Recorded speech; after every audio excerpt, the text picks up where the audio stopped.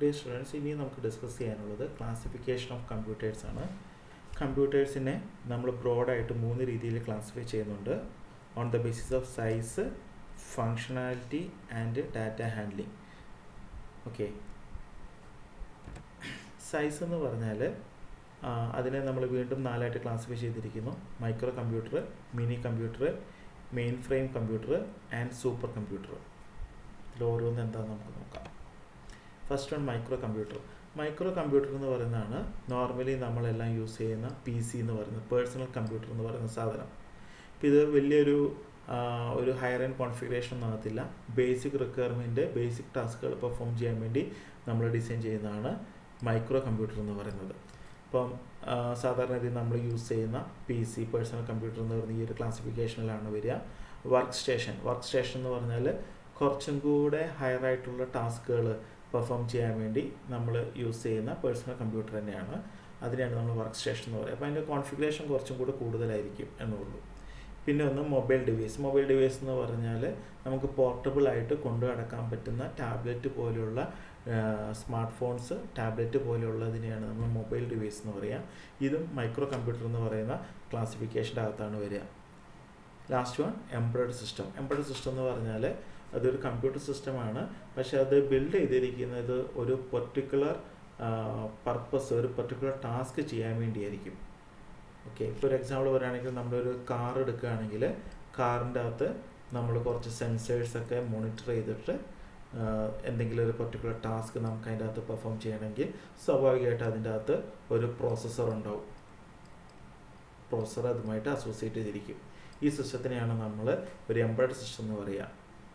Okay, അടുത്തത് mini computer എന്ന് പറഞ്ഞാൽ പെർഫോമൻസ് കുറച്ചും കൂടെ കൂടുതലായിരിക്കും. ഇത് യൂഷ്വലി യൂസ് ചെയ്യുന്നത് ഒരു മീഡിയം സൈസ്ഡ് ഓർഗനൈസേഷനിലൊക്കെ ആയിരിക്കും. അതേപോലെ തന്നെ അവർക്ക് കൂടുതൽ ഡാറ്റയൊക്കെ പ്രോസസ് ചെയ്യേണ്ടി വരികയാണ്. ആ ഒരു കേസിലൊക്കെയാണ് നമ്മൾ മിനി കമ്പ്യൂട്ടർ എന്ന് പറയുന്ന ക്ലാസിഫിക്കേഷനിലേക്ക് നമ്മൾ പോകാറ്. ഇത് പവർഫുള്ളാണ്, നമ്മുടെ മൈക്രോ കമ്പ്യൂട്ടറിനെക്കാട്ടിലും പവർഫുള്ളാണ്. പക്ഷേ മെയിൻ ഫ്രെയിമിൻ്റെ അത്രയും വരില്ല. ആ ഒരു കാറ്റഗറിയിലുള്ളതാണ് മിനി കമ്പ്യൂട്ടർ എന്ന് പറയുന്നത്. അടുത്തത് മെയിൻ ഫ്രെയിം കമ്പ്യൂട്ടേഴ്സ് എന്ന് പറഞ്ഞാൽ കുറച്ചും കൂടെ ലാർജ് ഡാറ്റ ഹാൻഡ്ലിംഗ് കേപ്പബിലിറ്റിയും ഡാറ്റ പ്രോസസ്സിങ് കേപ്പബിലിറ്റിയും കുറച്ചും കൂടെ ഫാസ്റ്റായിട്ട് റെസ്പോണ്ട് ചെയ്യുന്ന കമ്പ്യൂട്ടർസിനെയാണ് നമ്മൾ മെയിൻ ഫ്രെയിം എന്ന് പറയുന്ന കാറ്റഗറിയിൽ നമ്മൾ പെടുത്തിയിരിക്കുന്നത്. ഇത് കുറച്ചും കൂടെ ക്രൂഷ്യലായിട്ടുള്ള ടാസ്കുകളൊക്കെ പെർഫോം ചെയ്യേണ്ട ഓർഗനൈസേഷനിലേക്കാണ് ഇത് ഉപയോഗിക്കാറ്.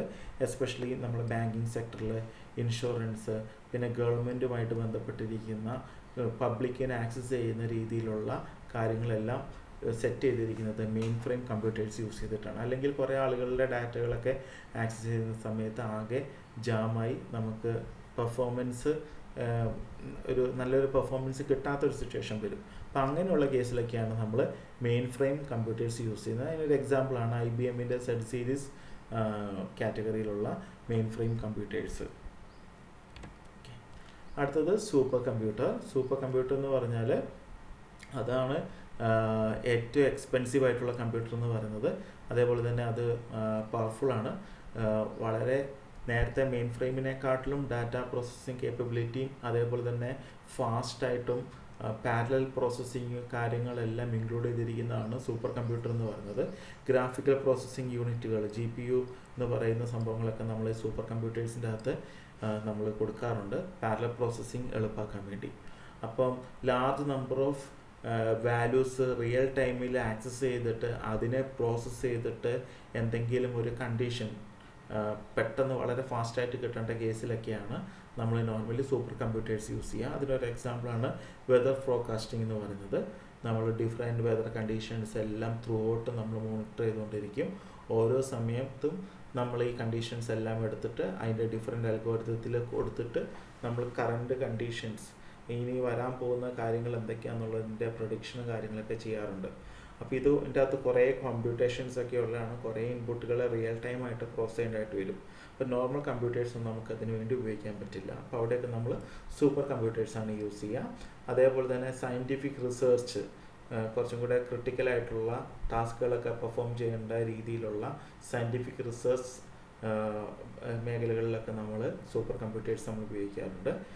പിന്നെ ക്രൂഷ്യലായിട്ടുള്ള ഡിസൈനുകൾ വരുന്ന എല്ലായിടത്തും നമ്മൾ സൂപ്പർ കമ്പ്യൂട്ടേഴ്സ് യൂസ് ചെയ്യാറുണ്ട്. പക്ഷേ ഇത് നമ്മൾ കോമൺ ആയിട്ട് അങ്ങനെ ഉപയോഗിക്കാറില്ല, കാരണം ഇത് വളരെ എക്സ്പെൻസീവ് ആണ് സൂപ്പർ കമ്പ്യൂട്ടർ എന്ന് പറയുന്നത്. അപ്പോൾ അതിനൊരു എക്സാമ്പിൾസ് ആണ് ഈ കൊടുത്തിരിക്കുന്നത്. ഓക്കെ, ഇനി നമ്മൾ ഫങ്ഷനാലിറ്റീനെ ബേസ് ചെയ്തിട്ടുള്ള ക്ലാസിഫിക്കേഷനാണ്. തൊട്ട് മുന്നേ നമ്മൾ പഠിച്ചത് സൈസിനെ ബേസ് ചെയ്തിട്ടുള്ള ക്ലാസിഫിക്കേഷനാണ്. ഇത് ഈ ഫങ്ഷനാലിറ്റീനെ ബേസ് ചെയ്തിട്ടുള്ള ക്ലാസിഫിക്കേഷൻ. ഫങ്ഷനാലിറ്റി എന്ന് പറഞ്ഞാൽ നമ്മളൊരു കമ്പ്യൂട്ടർ എന്ത് പർപ്പസിനാണോ യൂസ് ചെയ്യുന്നത് അതിനെ ബേസ് ചെയ്തിട്ടുള്ള ക്ലാസിഫിക്കേഷൻ. ഫസ്റ്റ് വൺ സെർവർ എന്ന് പറയുന്ന സാധനം. ഇപ്പോൾ സെർവർ എന്ന് പറഞ്ഞാൽ ഇപ്പം നിങ്ങൾ ഒരു നമ്മുടെ കോളേജിൻ്റെ വെബ്സൈറ്റ് നിങ്ങൾ ആക്സസ് ചെയ്യാൻ വേണ്ടി നോക്കിക്കഴിഞ്ഞ് നിങ്ങൾ ജസ്റ്റ് അതിൻ്റെ ഡൊമൈൻ നിങ്ങൾ സെർച്ച് ചെയ്യുന്നു. സെർച്ച് ചെയ്ത് കഴിഞ്ഞാൽ നിങ്ങൾക്ക് ആ സൈറ്റിൻ്റെ അകത്ത് കയറി കഴിഞ്ഞാൽ നമ്മുടെ കോളേജുമായിട്ട് ബന്ധപ്പെട്ട ഡീറ്റെയിൽസ്, ഫോട്ടോസ്, വീഡിയോസൊക്കെ നിങ്ങൾക്ക് കാണാൻ സാധിക്കുന്നുണ്ട്. അതെന്തുകൊണ്ടാണ്? നമ്മൾ കോളേജിന് വേണ്ടി ഒരു സെർവർ സെറ്റ് ചെയ്തിട്ടുണ്ട്. അതുകൊണ്ടാണ്. അപ്പം അങ്ങനെ സെർവേഴ്സ് നമ്മൾ സെറ്റ് ചെയ്യാൻ വേണ്ടി യൂസ് ചെയ്യുന്നതും എന്താണ്? കമ്പ്യൂട്ടേഴ്സാണ് നമ്മൾ യൂസ് ചെയ്യുക.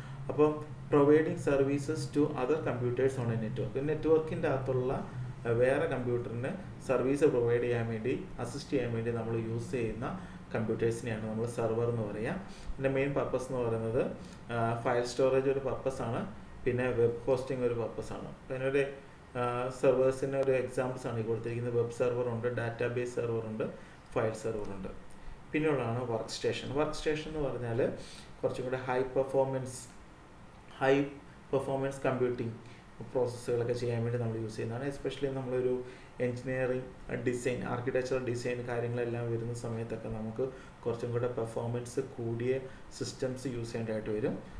വീഡിയോ എഡിറ്റിംഗ് ഒക്കെ പെർഫോം ചെയ്യാൻ വേണ്ടി ചിലപ്പോൾ നമുക്ക് കുറച്ചും കൂടെ ഒരു ഹയർ എൻഡ് സിസ്റ്റംസ് യൂസ് ചെയ്യേണ്ടതായിട്ട് വരും. അങ്ങനെ നമ്മളൊരു ഹയർ എൻഡ് സിസ്റ്റം ഡിസൈൻ ചെയ്യുകയാണെങ്കിൽ നമ്മളതിനെ വർക്ക് സ്റ്റേഷൻ എന്നാണ് പറയുക. ഓക്കെ, അപ്പോൾ അതിനകത്ത് നമ്മൾ ഗ്രാഫിക്സ് കാർഡും കുറച്ചും കൂടെ പവർഫുൾ ആയിട്ടുള്ള പ്രോസസ്സേഴ്സൊക്കെ ആയിരിക്കും നമ്മൾ അതിൻ്റെ അകത്ത് യൂസ് ചെയ്യുക. പിന്നെ ഒന്നാണ് എംബഡഡ് സിസ്റ്റം. എംബഡഡ് സിസ്റ്റം എന്ന് പറഞ്ഞാൽ കമ്പ്യൂട്ടർ സിസ്റ്റമാണ്, പക്ഷെ അത് നമ്മൾ സ്പെഷ്യലൈസ് ചെയ്തിരിക്കുകയാണ്. ഒരു പെർട്ടിക്കുലർ പ്രോസസ്സ് അല്ലെങ്കിൽ ഒരു സ്പെസിഫൈഡ് ഫങ്ഷൻ പെർഫോം ചെയ്യാൻ വേണ്ടി നമ്മൾ സെറ്റ് ചെയ്തിരിക്കുന്ന ഒരു കമ്പ്യൂട്ടർ സിസ്റ്റത്തിനെയാണ് നമ്മൾ എംബഡഡ് സിസ്റ്റം എന്ന് പറയുക. ഓക്കെ, ഫോർ എക്സാമ്പിൾ പറയുകയാണെങ്കിൽ ഒരു നിങ്ങളുടെ കാറിൻ്റെ ഉള്ളിൽ ഇങ്ങനെ മൾട്ടിപ്പിൾ സെൻസേഴ്സ് നമ്മൾ കണക്ട് ചെയ്തിട്ടുണ്ട്. ഇത് നമ്മളൊരു യൂണിറ്റ്, ഒരു പ്രോസസ്സറായിട്ടാണ് കണക്ട് ചെയ്യുക. ഈ പ്രോസസ്സർ എന്ത് ചെയ്യുക? റിയൽ ടൈമായിട്ട് ഇതിൻ്റെ ഓരോന്നിൻ്റെ വാല്യൂസ് റീഡ് ചെയ്തുകൊണ്ടിരിക്കും. ഇതിൻ്റെ അകത്ത് എന്തെങ്കിലും ഒരു പ്രശ്നം വന്നു കഴിഞ്ഞാൽ നമുക്കത് വാർണിംഗ് ആയിട്ട് കാണിക്കും.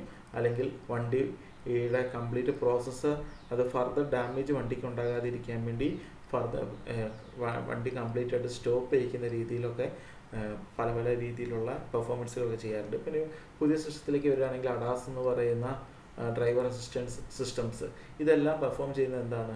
റിയൽ ടൈമായിട്ട് ഡാറ്റാസ് ആക്സസ് ചെയ്തിട്ട് ഒരു പ്രോസസ്സർ വെച്ചിട്ട് കണ്ടീഷൻസ് നമ്മൾ ചെക്ക് ചെയ്തിട്ട് പെർട്ടിക്കുലർ ടാസ്കുകൾ അതിനോട് ചെയ്യാൻ പറയുകയാണ് ചെയ്യുക.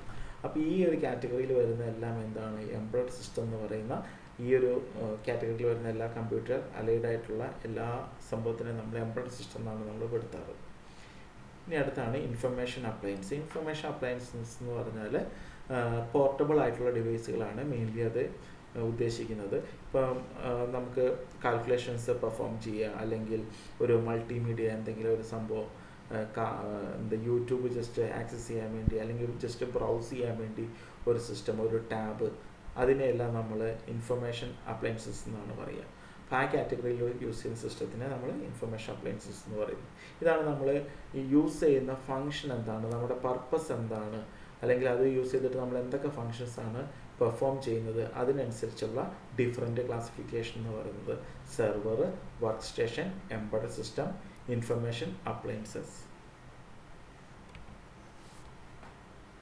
അടുത്തത് on the basis of data handling ആണ്.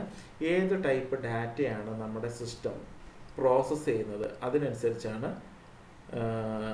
ഈ ഒരു ക്ലാസിഫിക്കേഷൻ ഉള്ളത്. സപ്പോസ് നിങ്ങളുടെ സിസ്റ്റം പ്രോസസ്സ് ചെയ്യുന്നത് അനലോഗ് ഡാറ്റയാണെങ്കിൽ, അനലോഗ് ഡാറ്റ എന്ന് പറഞ്ഞാൽ എന്താ?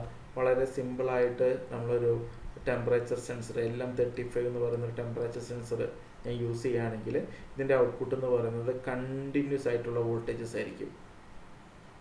ടെമ്പറേച്ചറിനനുസരിച്ച് കണ്ടിന്യൂസ് ആയിട്ടുള്ള വോൾട്ടേജസ് ആയിരിക്കും തരിക. ഇത് അനലോഗ് നേച്ചറാണ്. ഇതിനെ ഡയറക്റ്റായിട്ട് പ്രോസസ്സ് ചെയ്യാൻ പറ്റുമെങ്കിൽ ഞാൻ അതിനെ അനലോഗ് കമ്പ്യൂട്ടർ എന്ന് വിളിക്കും. ഇനിയല്ല ഡിജിറ്റൽ കമ്പ്യൂട്ടർ എന്ന് പറഞ്ഞാൽ ഡിജിറ്റൽ കമ്പ്യൂട്ടറിൻ്റെ അകത്ത് നമുക്ക് ഇൻപുട്ടിൽ ബൈനറി വാല്യൂസ് മാത്രമേ കൊടുക്കാൻ പറ്റുള്ളൂ. ബൈനറി വാല്യൂസ് എന്ന് പറഞ്ഞാൽ നിങ്ങൾക്ക് 0 കൊടുക്കാം, അല്ലെങ്കിൽ നിങ്ങൾക്ക് 1 കൊടുക്കാം. അങ്ങനെ ബൈനറി വാല്യൂസ് ഇൻപുട്ടിൽ കൊടുത്തിട്ട് അതിനെ പ്രോസസ് ചെയ്യുകയാണെങ്കിൽ നമ്മളതിനെ ഡിജിറ്റൽ കമ്പ്യൂട്ടർ എന്ന് പറയും. Last one hybrid. ഹൈബ്രിഡ് എന്ന് പറഞ്ഞാൽ അതിൻ്റെ അകത്ത് നമുക്ക് ആ സിസ്റ്റത്തിൻ്റെ അകത്ത് നമുക്ക് വേണമെങ്കിൽ നമുക്ക് ഡയറക്റ്റായിട്ട് അനലോഗ് വാല്യൂസ് വേണമെങ്കിൽ കൊടുക്കാം, അനലോഗ് വാല്യൂസ് വേണമെങ്കിൽ നമുക്ക് ഡയറക്റ്റായിട്ട് കൊടുക്കാം, അല്ലെങ്കിൽ നമുക്ക് ഡിജിറ്റൽ വാല്യൂസ് വേണമെങ്കിലും കൊടുക്കാം. ഇനി അഥവാ നിങ്ങൾ അനലോഗാണ് കൊടുക്കുന്നതെങ്കിൽ, അനലോഗ് വാല്യൂസാണ് കൊടുക്കുന്നതെങ്കിൽ ആ സിസ്റ്റത്തിൻ്റെ അകത്ത് ഇതിൻ്റെ അകത്ത് ഒരു സാധനമുണ്ട്, ഒരു കമ്പോണൻ്റ് ഉണ്ട്, ADC എന്ന് പറയും, അനലോഗ് ടു ഡിജിറ്റൽ കൺവേർട്ടർ. ഇതെന്ത് ചെയ്യും? ഈ അനലോഗ് സിഗ്നൽസിനെ ഡിജിറ്റൽ സിഗ്നൽസ് ആക്കി കൺവേർട്ട് ചെയ്യും. പിന്നെ നമ്മുടെ പ്രോസസ്സർ അതിനെ പ്രോസസ്സ് ചെയ്യും. അപ്പോൾ പ്രോസസ്സർ പ്രോസസ്സ് ചെയ്യുന്നത് മിക്കപ്പോഴും ഡിജിറ്റൽ നേച്ചറിൽ തന്നെ ആയിരിക്കും. പക്ഷേ ഇൻപുട്ടിൻ്റെ നേച്ചർ എന്ന് പറയുന്നത് ചിലപ്പോൾ അനലോഗ് ആകാം.